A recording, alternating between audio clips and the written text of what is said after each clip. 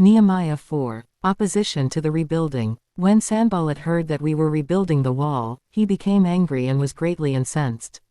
He ridiculed the Jews, and in the presence of his associates and the army of Samaria, he said, "What are those feeble Jews doing?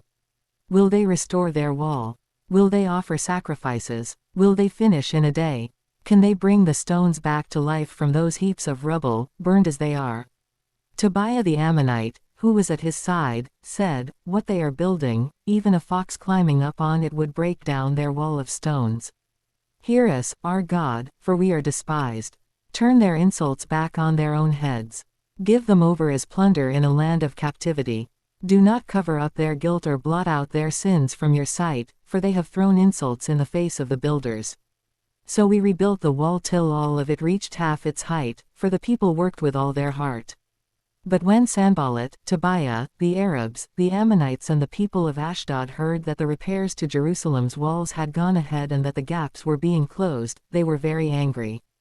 They all plotted together to come and fight against Jerusalem and stir up trouble against it. But we prayed to our God and posted a guard day and night to meet this threat. Meanwhile, the people in Judah said, "The strength of the laborers is giving out, and there is so much rubble that we cannot rebuild the wall." Also our enemies said, "Before they know it or see us, we will be right there among them and will kill them and put an end to the work." Then the Jews who lived near them came and told us 10 times over, "Wherever you turn, they will attack us." Therefore I stationed some of the people behind the lowest points of the wall at the exposed places, posting them by families, with their swords, spears and bows. After I looked things over, I stood up and said to the nobles, the officials and the rest of the people, "Don't be afraid of them. Remember the Lord, who is great and awesome, and fight for your families, your sons and your daughters, your wives and your homes."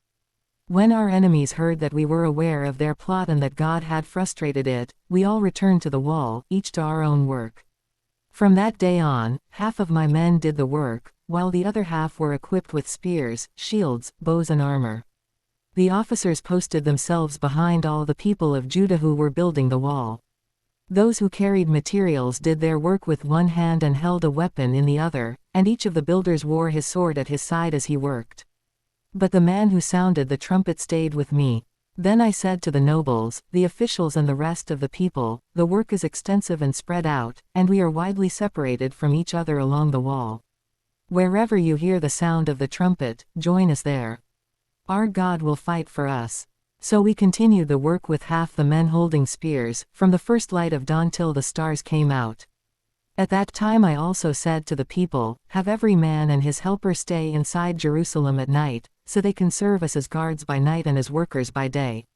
Neither I nor my brothers nor my men nor the guards with me took off our clothes, each had his weapon, even when he went for water.